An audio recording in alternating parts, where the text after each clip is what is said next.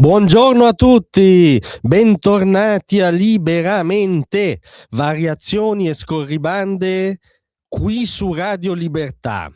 Allora, la vicenda di Abd al-Muti Abu Nada è sicuramente parecchio inquietante dal punto di vista della cronaca, ma è anche parecchio significativa dal punto di vista delle tendenze storiche, delle contraddizioni politico-ideologiche di quel caravanserraglio che è il progressismo contemporaneo. Ma andiamo per ordine. Chi è il signor Abd al-Muti Abu Nada? È un trentenne palestinese di Ramallah, che è stato arrestato a Brindisi. Le è stata applicata la custodia cautelare in carcere perché è accusato di istigazione e apologia di terrorismo di matrice jihadista, nonché di arruolamento ad associazioni terroristiche, delitti di attentato per finalità terroristiche e atti di terrorismo con ordigni micidiali esplosivi con pericolo per l'incolumità pubblica. Cioè questo trentenne palestinese era dichiaratamente arruolato nella rete del terrore islamista contemporaneo, faceva propaganda anche online per essa e si preparava a commettere atti in coerenza con questa sua ideologia assassina. Sui propri profili social rilanciava contenuti in lingua araba in favore dell'ISIS, di esaltazione al martirio, sostegno ovviamente a Hamas, lodi a Yahya Sinwar, la belva in capo di Hamas, mente organizzativa del 7 ottobre, lodava le azioni dei fratelli musulmani, perché è tutta una galassia di fratelli musulmani, vedete, con un'altra ottica, la penetrazione capillare, non il terrorismo esplicito, hanno lo stesso obiettivo, che peraltro questo signore lo dava sui suoi social, cioè il califfato universale. Era appunto residente a Latiano in provincia di Brindisi, frequentava assiduamente le comunità islamiche locali e ogni venerdì dopo la preghiera in moschea si allontanava dalla moschea con altri soggetti, si ritiene nordafricani. Immaginiamo non a tenere un dibattito teologico sulle sfumature del Corano, visto tutto quello detto fin qui, ma a ricavarne delle conseguenze assai più pratiche. Questo ci spalanca anche l'eterna domanda su cosa succede nelle nostre moschee o pseudotali o centri culturali o pseudotali disseminati per il paese. Chi li frequenta? Di cosa si parla? Cosa coprono? Sono luoghi di culto e quindi come tali assolutamente, diciamo, nel dettato costituzionale, o sono luoghi di apologia, propaganda, anche filoterrorista? Questa vicenda di Brindisi per l'ennesima volta, diciamo, sembra andare nella seconda direzione.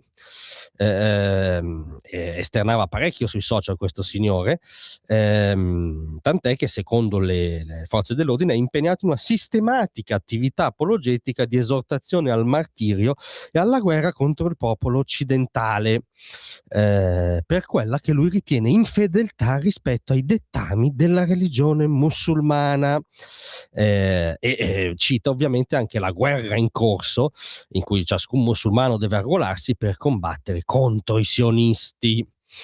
E poi delle perle ulteriori che si avvicinano al nostro discorso, perché fin qui è cronaca terribile da monitorare, che conferma per l'ennesima volta l'innalzamento dell'allarme sul terrorismo islamista anche in Italia. Ribadiva questo signore: noi siamo uno stato musulmano, dobbiamo avere uno stato musulmano e un califfato come era nell'antichità, e poi individua anche esattamente i reietti in questo califfato, i paria di questo califfato, coloro che andrebbero perseguitati in questo califfato nel mondo ridisegnato a misura islamica o islamista. Attenzione, vogliamo sbarazzarci di questi giovani, tra i quali si sono diffuse droga, miscredenza, adulterio, omosessualità e così via.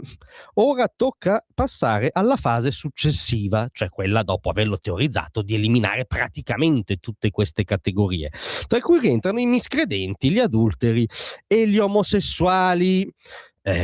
è coerente dal suo punto di vista questo Abdalmuti Abu Nada, perché ovviamente essendo dichiaratamente schierato nell'ideologia terrorista di matrice islamista, per lui anche gli infedeli in generale, gli omosessuali anche per la loro condizione specifica, sono esseri umani di serie B, non degni, non dotati di dignità intrinseca. Sono quegli esseri umani che d'altronde il regime iraniano, che vedo nelle analisi geopolitiche dei giornaloni, è un attore tra gli altri, no? Si fa l'analisi chi ha vinto tra gli ayatollah e Trump, come se non ci fosse un problemino anche di valore alla base. Comunque gli ayatollah, gli omosessuali, come è noto, li impiccano pubblicamente nelle strade.